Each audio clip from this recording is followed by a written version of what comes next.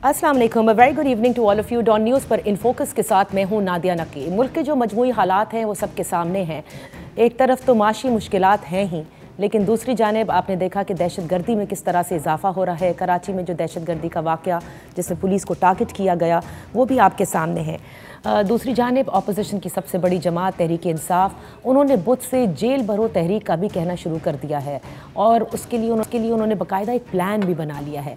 यानी किसी सूरत अगर आप देखें तो चाहे वो माशी हालात हों, चाहे वो सियासी अदम इस्तेहकाम हो, चाहे वो दहशत गर्दी हो, यानी चैलेंजेस बढ़ते जा रहे हैं और कहीं किसी सूरत किसी के पास कोई कुंजी नहीं कि जो इन तमाम मामलात को हल किया जा सके।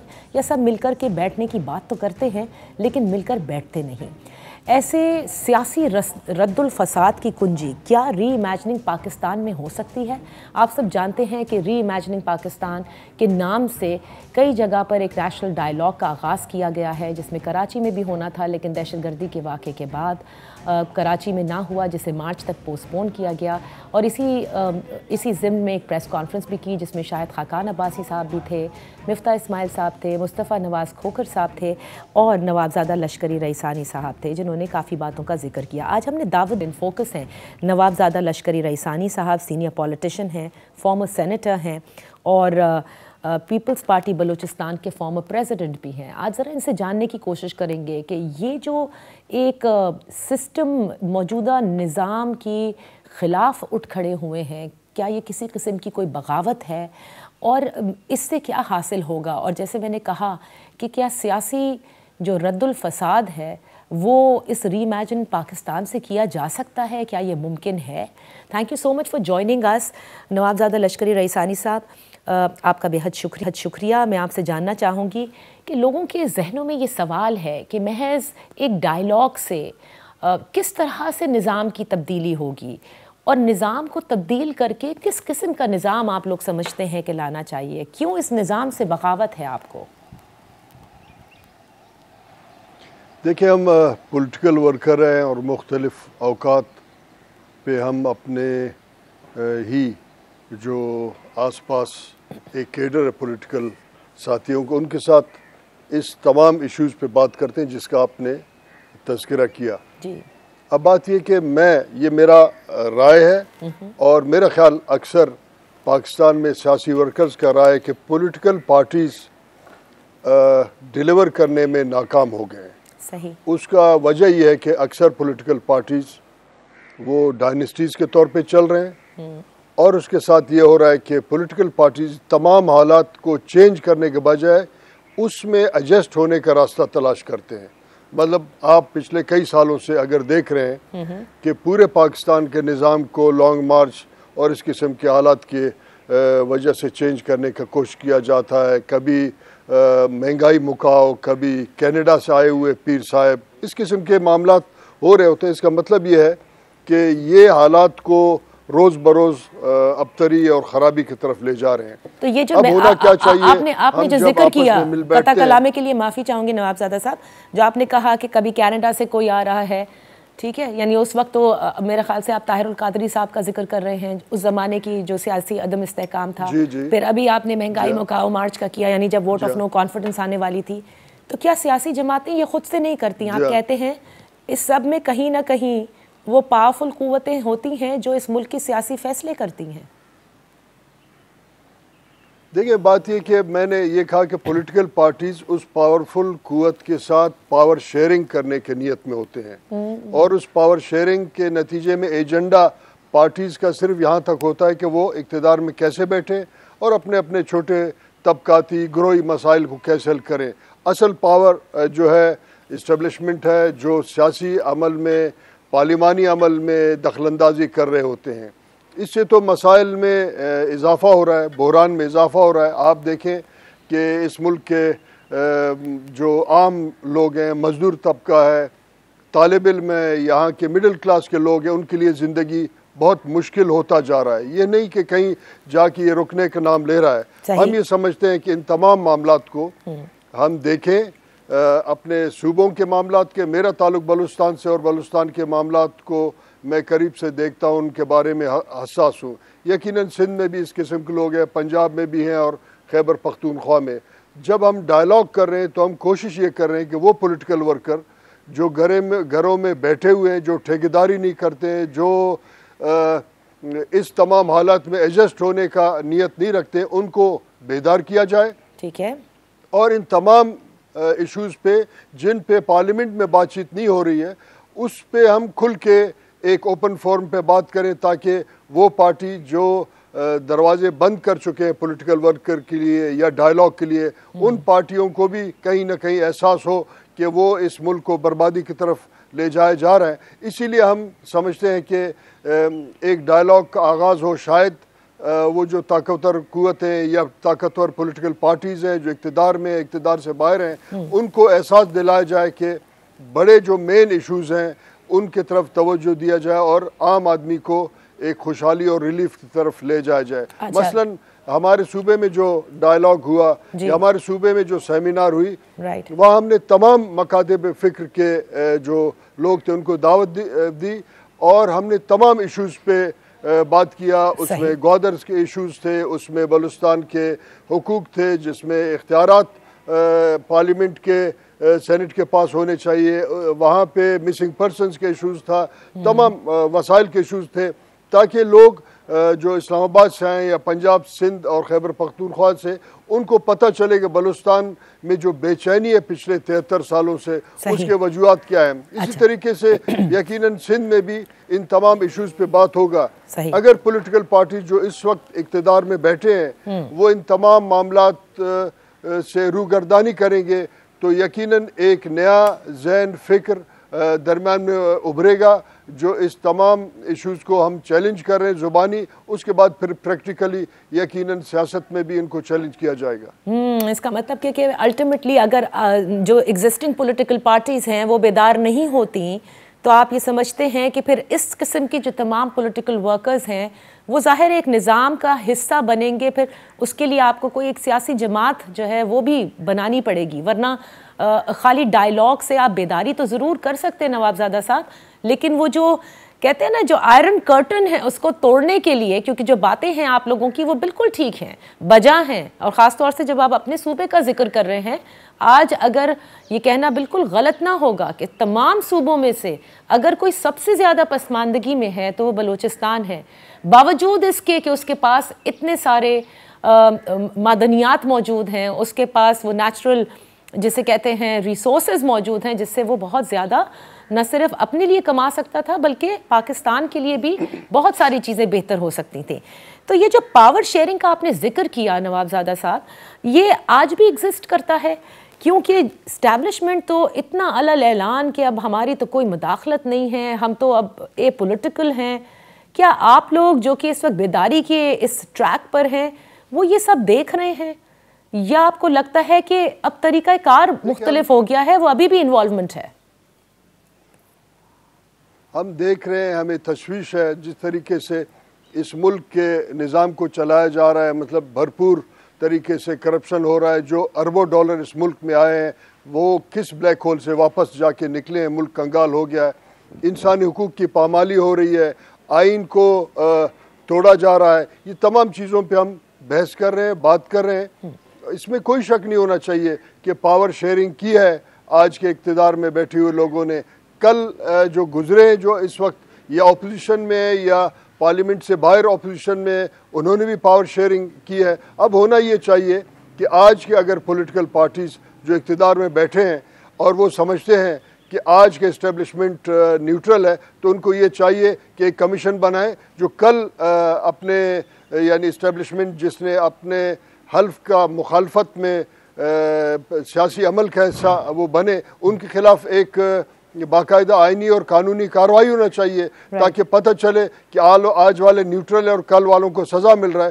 اگر یہ اسی طریقے سے خاموشی ہوگا اور آج کے اسٹیبلشمنٹ کہے گا ہم نیوٹرل ہیں، مگر میں سمجھتا ہوں کہ آج بھی نیوٹرل نہیں ہے، کیونکہ آج کا جو حکومت ہے وہ بھی اسٹیبلشمنٹ کے سارے اس کے ایجنڈا پہ چل رہا ہے. بہرحال اگر وہ کہتے ہیں نیوٹرل ہے تو ان کے سابقہ جو ان نیوٹرل تھے ان کے خلاف ایک کمیشن کے ذریعے کارروائی ہونا چاہیے اور آئین کے خلاف ورزی انہوں نے کی ہے تو ان کو سزا ملنا چاہیے. اچھا، اور اب یہ دیکھیں معاملات ایک طرف آپ لوگ بیداری کر رہے ہیں، دوسری طرف اگر میں صرف بلوچستان کی طرف ہی آ جاؤں، آپ نے کیونکہ باقی جماعتوں کا بھی ذکر کیا، باپ پارٹی کا اگر ذکر کرتے ہیں، کیونکہ آپ نے کئی جگہ پہ اپنے اس فورم کے تھرو آپ نے ذکر کیا کہ بلوچستان میں راتوں رات پارٹیاں بنا دی جاتی ہیں. اب اسی باپ پارٹی میں سے آپ دیکھیں لوگوں کو توڑ، مجھے نہیں پتا کہ وہ خود سے اپنی مرضی سے اب شامل ہو رہے ہیں یا ان کو کہا جا رہا ہے، لیکن کئی تو پیپلز پارٹی میں جا رہے ہیں. اور ایسا لگتا ہے کہ الیکشن سے قبل یہ فیصلہ ہونا ہے کہ بلوچستان میں حکومت کس کو دی جائے گی. کیا ایسا ہوتا ہے نواب زادہ صاحب کہ بلوچستان کس کے پلڑے میں جائے گا یا کس پارٹی کے پاس آئے گا، یہ سب پہلے سے ڈیسائیڈ ہوتا ہے؟ دیکھیں، اس سے پہلے پارلیمنٹ کو کنٹرول کرنے کے لیے اسٹیبلشمنٹ فاٹا کے ایم این ایز اور سینیٹرز کو اسی طریقے سے ٹریٹ کرتے تھے. اب کیونکہ فاٹا کا جو ایشو ختم ہوا ہے، کہیں نہ کہیں وہ بھی ہوتا ہے مجموعی طور پہ، اب یہ طاقت جو اسٹیبلشمنٹ کا ہے پارلیمنٹ کو کنٹرول کرنے کے لیے وہ بلوچستان میں اس کو استعمال کرتے ہیں اور راتوں رات پارٹیاں بنا رہے ہیں. راتوں رات جو باپ پارٹی بنا، ان سے کیا کام لیا؟ آپ ان کے اگر چیف منسٹر صاحب کو دیکھیں، پتہ نہیں ہوش میں ہوتے ہیں نہیں، وہ اس طریقے سے اپنا وقت گزار رہے ہوتے ہیں اور ان کا وقت ابھی تھوڑا سا رہ گیا ہے. ریکودک کا جو فیصلہ ہے انہوں نے کر دیا، گوادر میں فیصلے ہو گئے، اور بھی اسی قسم کے ایشوز تھے. راتوں رات کے پارٹی نے اپنے معاملات کرسی کے عوض اپنے صوبے کے اختیارات اور حقوق انہوں نے بیچ ڈالے.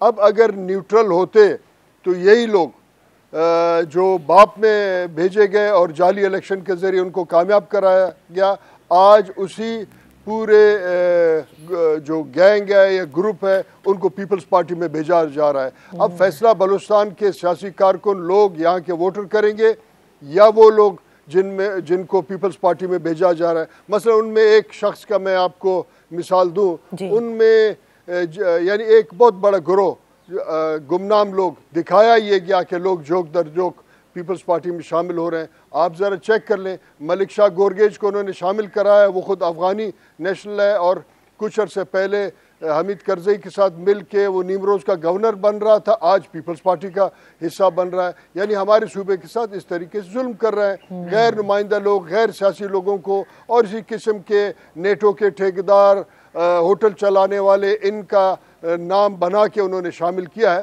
عمومی طور تو فیصلہ بلوچستان کے لوگوں نے کرنا ہوگا، جس پہ آج بھی اسٹیبلشمنٹ بلوچستان کے لوگوں کا سیاسی راستہ روک رہا ہے. اس راستے کو روکنے کے وجہ سے ایک مزاحمت شروع ہو گیا ہے جو پچھلے کئی سالوں سے، اگر سیاسی عمل کو نہ روکتے تو بلوچستان میں یہ جو بہت بڑا ایک شدت پسندی کا ذہن بنا ہے اور اس کے ذمہ دار اسٹیبلشمنٹ ہے، تو پھر سیاسی عمل کا لوگ حصہ بنتے. اچھا، اب یہ جو سیاسی عمل کی آپ نے ذکر کیا، اس میں ظاہر ہے سیاستدان کو ہم بری و ذمہ نہیں کر سکتے. نواب زادہ لشکری رئیسانی صاحب، مجھے ایک چھوٹی سی بریک لینے دیجیے، اگر اس پر ضرور بات کر لیتے ہیں کہ ہر سیاستدان کیسے پھر اس ٹریپ کا حصہ بن جاتا ہے.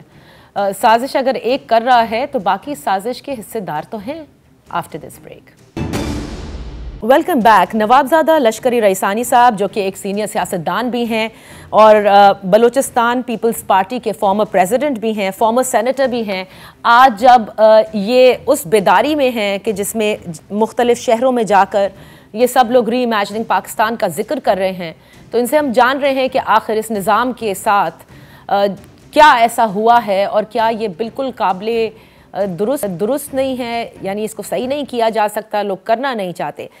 نواب زادہ صاحب یہ فرمائیے گا کہ جیسے آپ نے ذکر کیا کہ آج بھی سیاسی عمل کو روکا جا رہا ہے بلوچستان میں، کس طرح سے لوگوں کو جو غیر سیاسی لوگ ہیں ان کو اس کا حصہ بنایا جا رہا ہے، لیکن اس میں سیاستدان بھی ہیں نا. اگر کچھ لوگ جا کر کے دوسری پارٹیوں میں بھی شمولیت اختیار کر رہے ہیں یا ایک باپ پارٹی بنائی جاتی ہے، تو یہ سیاستدان کیا سارے ایسے ہیں؟ کیونکہ کہا یہ جاتا ہے نا کہ ان لوگوں کے کان مروڑے جاتے ہیں جن کی فائلیں کھولی جاتی ہیں کہ جی آپ نے اتنے کالے کام کیے، آپ کے خلاف اتنے کرپشن کے کیسز ہیں، تو یا تو آپ ان کو بھگت لیں یا پھر جو ہم کہہ رہے ہیں وہ کر دیا جائے. سبھی کالے ہیں کیا، یا کیا ریزن ہے کہ they are part and parcel to this conspiracy?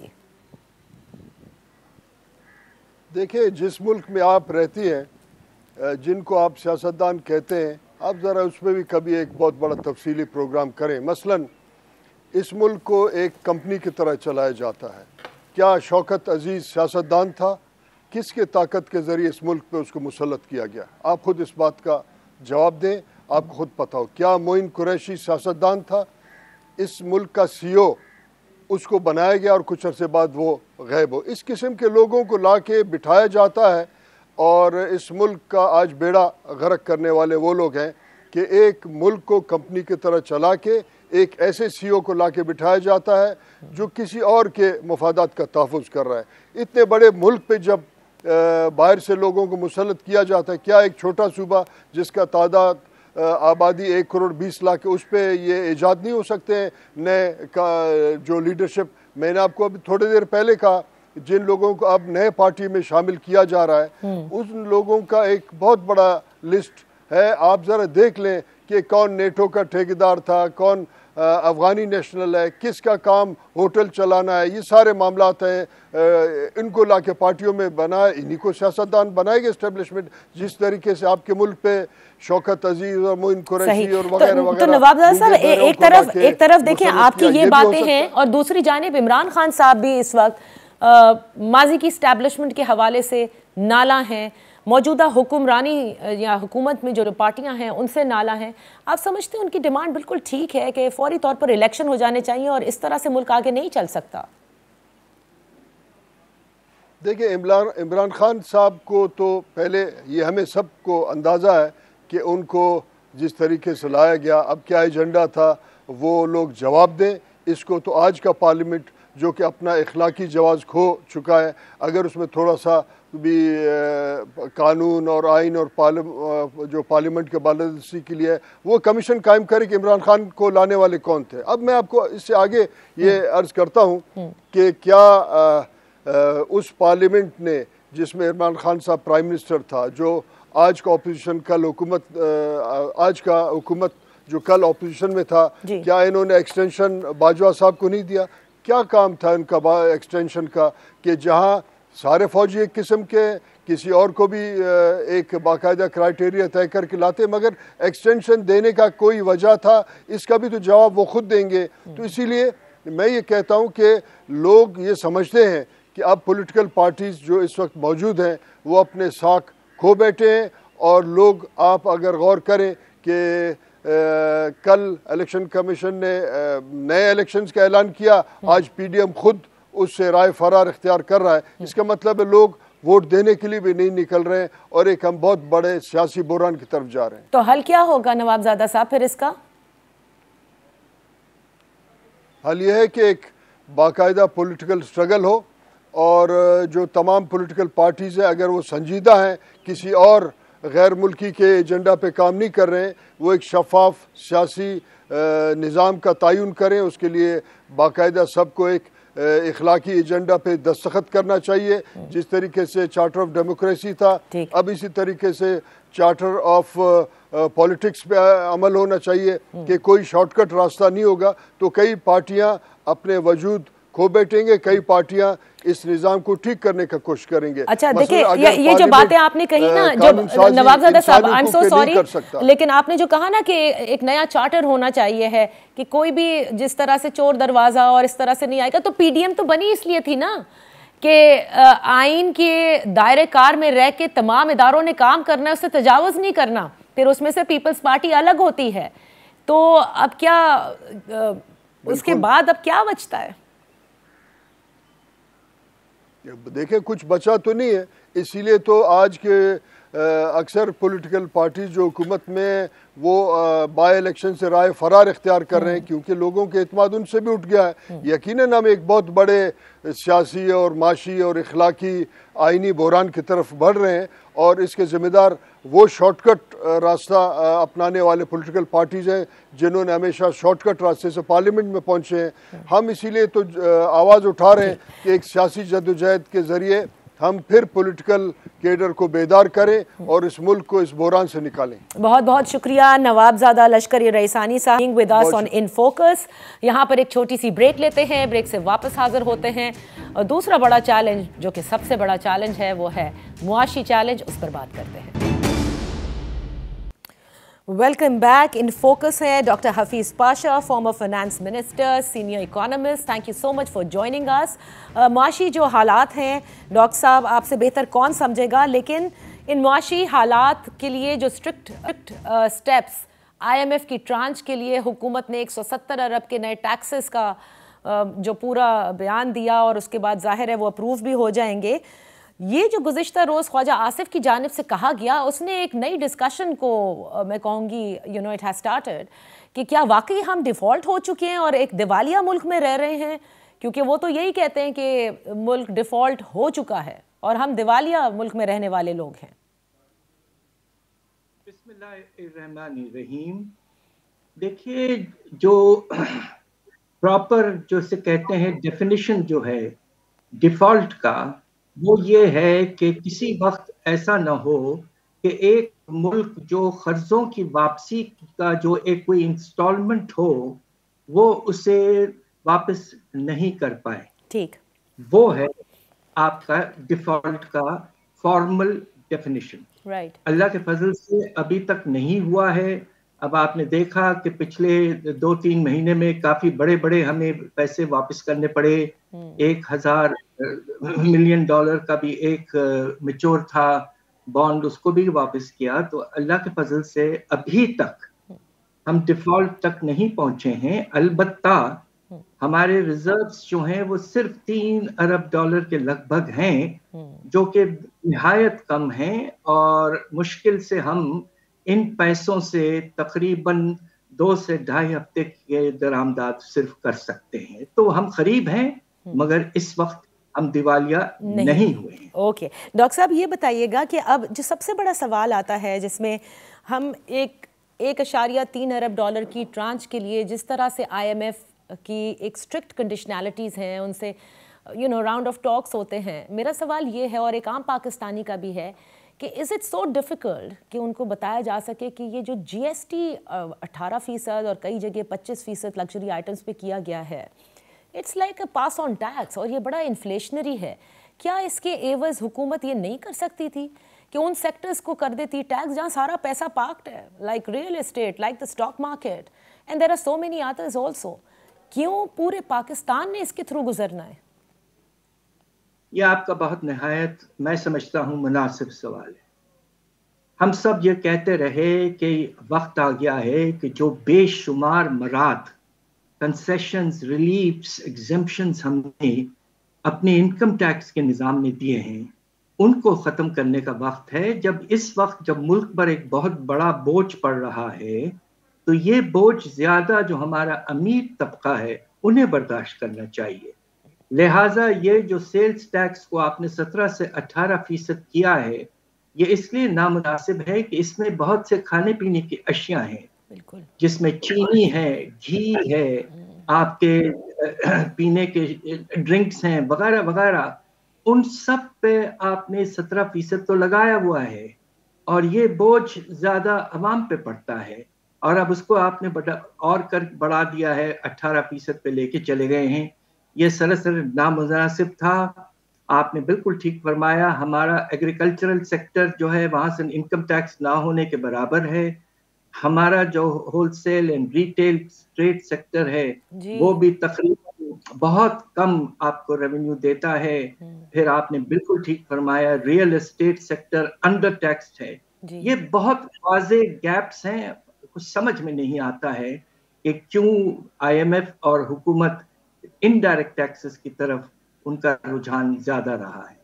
Exactly और यही IMF के हवाले से लोग कहते हैं कि इट वाज वेरी सरप्राइजिंग कि वो इन टैक्सेस की बात करती है। एंड आई थिंक इंडिया के बाद हम वो वाहिद कंट्री होंगे जिसका इतना ज़्यादा GST है। आई थिंक इंडिया के अंदर भी GST हाई है।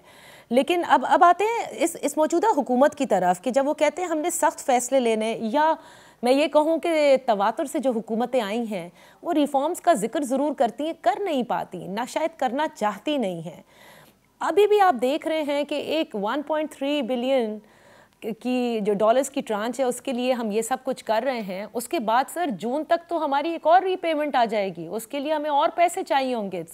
So this is not enough, I guess, what we're getting right now. We will have to again go into another program.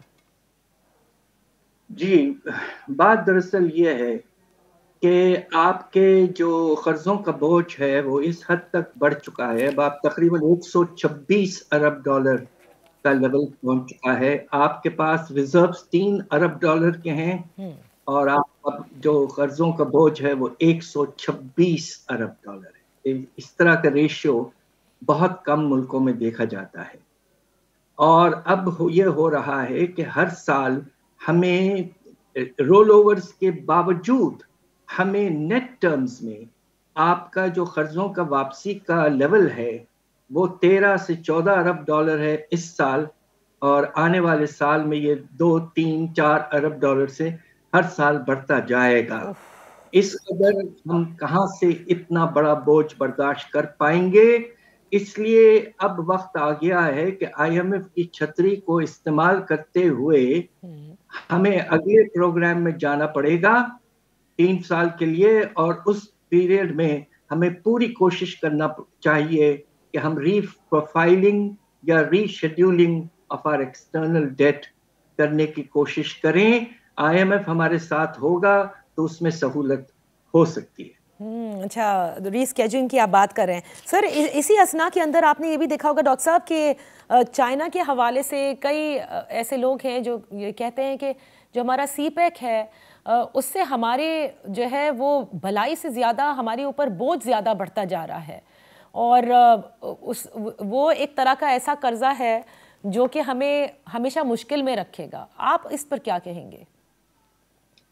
اس وقت بائیلیٹرل جو ہمارے لینڈرز ہیں، جو ملک نے ہمیں پیسے دیے ہیں، اس میں چائنا جو ہے وہ کافی مارجن سے نمبر 1 ہے، تقریباً 28 ارب ڈالر ہمیں چائنا کو واپس کرنا ہے، جس 2 طرح کے اس میں قرضے ہیں۔ ایک قرضہ جو ہے وہ آپ نے ٹھیک فرمایا، سی پیک سے زیادہ اس کا تعلق ہے، وہ زیادہ پروجیکٹس کے لیے تھا، اور دوسرا حصہ ہے جو چائنیز کمرشل بینکوں نے ہمیں دیا ہوا ہے جی، اور وہ ہے کافی بڑا، اس کی ریپلیسمنٹ زیادہ ہے، مگر اس کا بوجھ جو ہے وہ اس لحاظ سے کم ہے کہ ٹوٹل کوانٹٹی اس کی کم ہے۔ اوکے، اب سوال یہ پیدا ہوتا ہے کہ اگر آپ ری شیڈیولنگ کی طرف جاتے ہیں تو عام طور پہ زیادہ فوکس بائیلیٹرلز پہ ہوتا ہے، جس میں پاکستان کے کیس میں چائنا ہے اور پیرس کلب، یورپین ملک وغیرہ،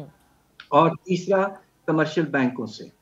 تو یقیناً ری شیڈیولنگ اگر ہمیں کروانی ہے تو یقیناً اس میں زیادہ جو ہمارا مسئلہ ہوگا وہ چائنا کے ساتھ چائنا کے ساتھ ہوگا، جبکہ ہمارے ان کے ساتھ تعلقات اتنے زبردستی، the diplomatic relations will have to come into play because یہ بھی بہت لوگ کہتے ہیں کہ they can help us out at least، اگر وہ ری اسکیجول ہو جاتے ہیں تو کہیں نہ کہیں مسائل کا کچھ وقت کے لیے حل نکل سکتا ہے۔ میں ایک چھوٹی سی بریک لیتی ہوں ڈاکٹر صاحب، then I'm coming back. Let's discuss what's going to be the way forward and how many years is it going to take actually کہ پاکستان کی معیشت بھی کسی ڈائریکشن میں جا سکے، اور کیا الیکشن ہی ایکچولی اس کی کنجی ہے یا اس وقت الیکشن کا وقت نہیں ہو سکتا؟ Right after this one. Welcome back. Doctor Hafeez Pasha, former finance minister and senior economist, ہمارے ساتھ ان فوکس ہیں۔ ڈاکٹر صاحب، الیکشن میں کیا آپ سمجھتے ہیں، کیونکہ بڑا مشکل ہوتا ہے کسی بھی سٹنگ گورنمنٹ کے لیے معاشی پالیسیز کو عمل کرانا بھی اور بنانا بھی، کیونکہ at the end of the day ظاہر ہے کہ جنرل الیکشن ہونے ہیں، یہ سال الیکشن کا۔ آپ سمجھتے ہیں کہ عمران خان صاحب کی جو ڈیمانڈ ہے وہ بالکل بجا ہے، پہلے الیکشنز ہو جائیں تاکہ پھر جو بھی حکومت بنے، جس پارٹی کی بھی بنے، وہ لانگ ٹرم پالیسیز دے سکتی ہے؟ جی، بات یہ ہے کہ اس وقت کی حکومت جو ہے ان کا جو ٹریک ریکارڈ رہا ہے، مجھے افسوس سے کہنا پڑتا ہے کہ سپٹمبر میں انہوں نے دستخط کیا، لیٹر آف انٹینٹ ایشو کیا آئی ایم ایف کو، جس میں تقریباً جو پالیسیز تھے سارے جو بعد میں کیے گئے وہ سب موجود تھے، مگر سپٹمبر کے بعد سے فیبروری کے آغاز تک تقریباً اس حکومت نے کچھ نہیں کیا، بہت ڈیلے کیا، اور ساتھ ساتھ انہوں نے یہ بھی کیا کہ روپے کی قدر کو آرٹیفیشلی چڑھا کے رکھا، اس کے نتیجے میں بہت سے نقصانات ہوئے، ہمارے درآمدات بہت بڑھ گئے تو ان کو روکنا پڑا، ایل سیز کو روکنا پڑا، اور اس وقت کنٹینرز بے شمار کراچی پورٹ پہ کھڑے ہوئے ہیں۔ بالکل۔ नामुनासिब, ना तो टाइम फ्रेम था, ना एक कोशिश की गई कि मुनासिब पॉलिसीज लाएं। अब हुआ ये कि तकरीबन 1 हफ्ते 10 दिन में हर चीज को कर डाला है तकरीबन, और इसके नतीजे में एक वक्त पर आप ये सोचिए कि आपने टैक्सेस 170 अरब के लगा दिए, जो साल भर के लिहाज से 510 अरब होंगे। दूसरा, आपने बिजली की कीमत अब कह दिया है कि बढ़ने वाली है, गैस की कीमत बढ़ा दी है, पेट्रोल की कीमत आपने 20-25 रुपए बढ़ा दी है, और रुपए की कदर में आपने देखा कि तकरीबन 40 रुपए की कमी आई है। एक वक्त पे ये सब हुआ है। लोग जिसे कहते हैं ना, एक के बाद एक बॉम्बशेल उनके ऊपर पड़ता रहा है, और इसके नतीजे में आप देखेंगे कि कुछ दिनों में ही अफरात ज़र की रफ्तार खुदा न खास्ता हद से ज्यादा बढ़ जाएगी। सर वो तो अभी भी हद से ज्यादा है। जी बिल्कुल, अभी भी आप देखिए कि CPI 27% और SPI 38%, खुदा न खास्ता ऐसे रफ्तार हमने कभी पाकिस्तान की तारीख में नहीं देखा। अब सवाल ये पैदा होता है कि इलेक्शंस करवाना चाहिए फौरन या कुछ अरसे के बाद। बात यह है कि हमें कुछ अरसे के लिए एक केयर टेकर हुकूमत लाना पड़ेगा। इस केयर टेकर हुकूमत इलेक्शन लॉस के तहत इनके पास कोई इख्तियार नहीं है कि वो कोई पॉलिसी में तब्दीली लाएं या IMF से बातचीत करें। सही। तो बेहतर ये है कि अगर हमें IMF की प्रोग्राम की तरफ जाना है तो उसकी एक्सटेंशन हो जाए, और उसके बाद आप चाहें तो केयरटेकर गवर्नमेंट लाएं और इलेक्शन करवा लें। तो ये सब जून तक हो सकता है। उसके बाद में आप चाहें तो 2-3 महीने आगे इलेक्शंस की तरफ जा सकते हैं। डॉक्टर साहब, last thing I just want to know कि क्या इंटरेस्ट रेट भी अब आप बढ़ता देख रहे हैं? जी, मुझे अफसोस से कहना पड़ता है कि अगर आपका कोर इन्फ्लेशन, जिससे हम ज्यादातर ताल्लुक रखते हैं इंटरेस्ट रेट्स का, वो ऑलरेडी 18% पर जा चुका है, और आपका पॉलिसी रेट 17% है, और जब अफरात ज़र में अनकरीब बहुत इजाफा होगा तो आपका जो कोर इन्फ्लेशन है वो 19, 20, 21% तक चले जाएगा, और उस वक्त आपको बढ़ाना पड़ेगा। इस बात का यकीनन हमें अफसोस है, मगर मजबूरी इस वक्त बहुत ज्यादा है। Thank you so much. आप लोगों का बेहद शुक्रिया फॉर वॉचिंग अस। हम सिर्फ ये उम्मीद कर सकते हैं कि अभी भी तमाम तर जमातों को बैठ करके और कहीं ना कहीं एक चार्टर ज़रूर करना होगा, और सबसे ज़्यादा इस वक्त ज़रूरत है मुआशी हालात को बेहतर करने की, जिसमें फिर वही बात होगी कि जो अमीरों से निकालना है वो निकालना होगा। पूरे पाकिस्तान को जिस GST के आपने पास ऑन टैक्स पर डाल दिया है, उससे सबका नुकसान ज़्यादा हो रहा है। इजाज़त दीजिए, अल्लाह हाफ़िज़।